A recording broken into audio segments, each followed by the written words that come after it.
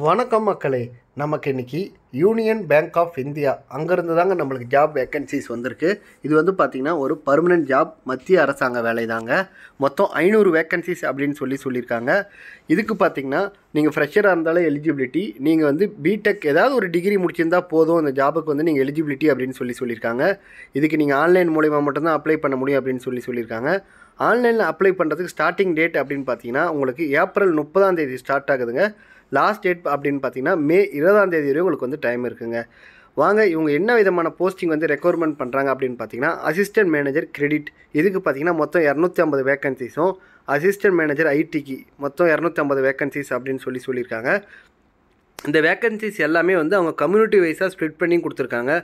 எஸ்சிக்கு பார்த்தீங்கன்னா 37 வேக்கன்சிஸு, எஸ்டிக்கு 18. ஸோ அவங்க வந்து டீட்டெயிலாக எல்லாமே வந்து பிரித்து கொடுத்துருக்காங்க.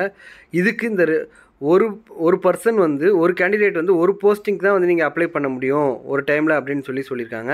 இதோட எஜுகேஷன் குவாலிஃபிகேஷன் அப்படின்னு பார்த்தீங்கன்னா அசிஸ்டன்ட் மேனேஜர் கிரெடிட்டுக்கு நீங்கள் ஏதாவது ஒரு டிகிரி முடிச்சிருந்தால் போதும் அப்படின்னு சொல்லியிருக்காங்க.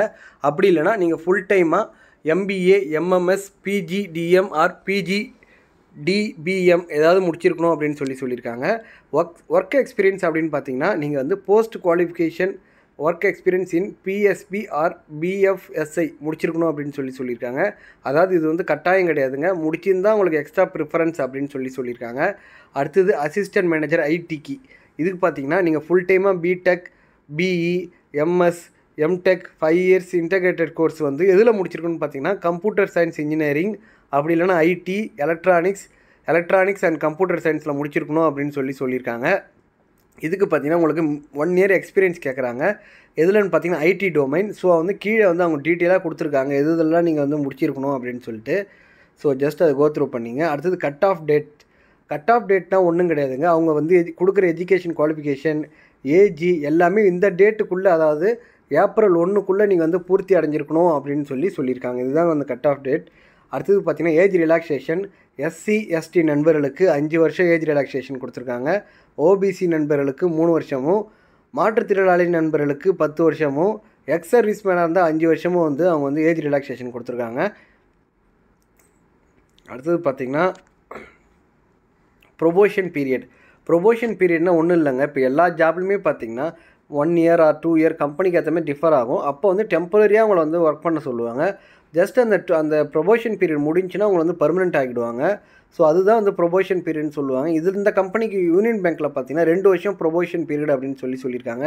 நீங்கள் 2 இயர்ஸ் ஒர்க் பண்ணிட்டீங்க, உங்கள் பர்ஃபார்மன்ஸ்லாம் நல்லா இருக்குது அப்படின்னா உங்களை வந்து பர்மனெண்ட் ஆக்கிடுவோம் அப்படின்னு சொல்லியிருக்காங்க. அது மட்டும் இல்லாமல் பாண்டுமே இருக்குங்க. நீங்கள் மினிமம் 3 இயர்ஸ் வந்து இந்த கம்பெனியில் ஒர்க் பண்ணணும் அப்படின்னு சொல்லி பாண்டு போட்டிருக்காங்க. இன்கேஸ் இந்த வேலை எனக்கு பிடிக்கல, வேறு ஏதாவது பெட்டரான வேலை கிடச்சிருக்கு நீங்கள் போகிறேன்னு பார்த்தீங்கன்னா நீங்கள் வந்து 2.5 லட்ச ரூபா யூனியன் பேங்க்குக்கு வந்து பேமெண்ட் பண்ணுற மாதிரி இருக்கும் அப்படின்னு சொல்லி அவங்க வந்து பாண்டுமே போடுறாங்க. இதோட செலெக்ஷன் ப்ராசஸ் அப்படின்னு பார்த்தீங்கன்னா ஆன்லைன் எக்ஸாமினேஷன் இருக்குங்க. அது ஜஸ்ட் முடிஞ்சுன்னா உங்களுக்கு வந்து குரூப் டிஸ்கஷன் அப்படின்னு சொல்லியிருக்காங்க. ஆன்லைன் எக்ஸாமினேஷன் பார்த்தீங்கன்னா உங்களுக்கு 150 கொஸ்டின் சொல்லியிருக்காங்க. அது 2 பார்ட்டாக ஸ்ப்ளிட் பண்ணியிருக்காங்க. பார்ட் 1 அண்ட் பார்ட் 2ல் பிடிச்சிருக்காங்க. மொத்தம் 225 மார்க் அப்படின்னு சொல்லியிருக்காங்க. டைமிங் பார்த்தீங்கன்னா உங்களுக்கு 150 நிமிஷம் அப்படின்னு வந்து அவங்க வந்து சொல்லியிருக்காங்க. இதுக்கு பார்த்தீங்கன்னா உங்களுக்கு நெகட்டிவ் மார்க் இருக்குது 1/4. அதாவது ஒரு கொஸ்டின் நீங்கள் தப்பாக ஆன்சர் பண்ணிங்கன்னா 0.25 உங்களுக்கு வந்து மார்க் வந்து டிடெக்ட் பண்ணுவோம் அப்படின்னு சொல்லியிருக்காங்க. குரூப் டிஸ்கஷன் பார்த்தீங்கன்னா உங்களுக்கு 50 மார்க் அப்படின்னு சொல்லியிருக்காங்க. அதில் வந்து 25 மார்க் எடுத்தாலே நீங்கள் பாஸ் அப்படின்ற மாதிரி அவங்க சொல்லியிருக்காங்க. குரூப் டிஸ்கஷன் முடிச்சிருந்தீங்கன்னா உங்களுக்கு டேரெக்டாக பர்சனல் இன்டர்வியூ வந்து நாங்கள் கூப்பிடுவோம் அப்படின்னு வந்து சொல்லியிருக்காங்க. எக்ஸாமினேஷன் சென்டர் பார்த்திங்கன்னா ஆல் ஓவர் இந்தியாவில் இருக்குங்க. தமிழ்நாட்டில் பார்த்திங்கன்னா சென்னை, கோயம்புத்தூர், திருச்சி இந்த 3 இடத்துல வந்து எக்ஸாமினேஷன் சென்டர் இருக்குங்க. ஸோ உங்களுக்கு எது நியர்பையோ அதை வந்து நீங்கள் போட்டுக்கலாம். இதுக்கு அப்ளிகேஷன் ஃபீஸ் அப்படின்னு பார்த்தீங்கன்னா எஸ்சி எஸ்டி நண்பர்கள் மற்றும் மாற்றுத்திறனாளி நண்பர்களுக்கு 177 ரூபாயும், அதர் கேண்டிடேட்ஸ்க்கு 1180 ரூபா அப்படின்னு சொல்லியிருக்காங்க. இதோட அப்ளிகேஷன் ப்ரொசீஜர் அப்படின்னு பார்த்தீங்கன்னா நீங்கள் எப்படி இதுக்கு ஆன்லைனில் அப்ளை பண்ணலாம் அப்படின்னு பார்த்தீங்கன்னா www.unionbankofindia.co.in இந்த வெப்சைட்குள்ளே போயிட்டு ரெக்வயர்மெண்ட் என்ற பேஜுக்குள்ளே போயிட்டு நீங்கள் வந்து ஆன்லைனில் அப்ளை பண்ணிக்கலாம் அப்படின்னு வந்து சொல்லியிருக்காங்க. இதுக்கு பேமெண்ட் ஆஃப் ஃபீஸ் வந்து நீங்கள் எப்படி பேமெண்ட் பண்ணலான்னு பார்த்தீங்கன்னா உங்கள் டெபிட் கார்டு யூஸ் பண்ணி பண்ணலாம், master card, credit card, internet banking அப்படின்ட்டு எந்த மெத்தட் வேணாலும் நீங்கள் யூஸ் பண்ணி நீங்கள் வந்து பேமெண்ட் வந்து பண்ணிக்கலாம் அப்படின்னு வந்து அவங்க வந்து சொல்லியிருக்காங்க. எந்த இன்டிமேஷனாக இருந்தாலும், அதாவது இதுக்கப்புறம் வர எந்த இன்டிமேஷனாக இருந்தாலும் உங்கள் மெயில் ஐடி அப்படி இல்லைன்னா உங்கள் எஸ்எம்எஸ் மூலிமா வந்து உங்களுக்கு வந்து தெரிவிப்பாங்க அப்படின்னு சொல்லியிருக்காங்க. ஸோ நீங்கள் வந்து கொடுக்கும்போது கரெக்டான இமெயில் ஐடியும் ஃபோன் நம்பரும் கொடுங்க அப்படின்னு சொல்லியிருக்காங்க. நோ அப்ஜெக்ஷன் சர்டிஃபிகேட், அதாவது நீங்கள் வந்து பப்ளிக் செக்டாரில் வந்து ஒர்க் பண்ணுறீங்க அப்படின்னா கவர்மெண்ட்டில் ஒர்க் பண்ணுறீங்க அப்படின்னா நீங்கள் இந்த வேலையில் சப்போஸ் கிடச்சிட்டு ஜாயின் பண்ணுறீங்கன்னா அப்போ வந்து நோ அப்ஜெக்ஷன் சர்டிஃபிகேட் வந்து நீங்கள் ப்ரொவைட் பண்ணணும் அப்படின்னு வந்து சொல்லியிருக்காங்க.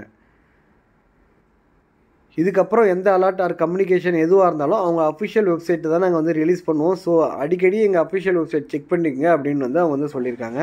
அவ்வளோதான் ஃப்ரெண்ட்ஸ், இதோட இந்த வீடியோ முடியுது. இந்த வீடியோ பிடிச்சிருந்துச்சா லைக் பண்ணுங்கள், ஷேர் பண்ணுங்கள் மற்றும் உங்கள் நண்பர்களுக்கு தெரிவிங்க. Thank you so much for your support friends.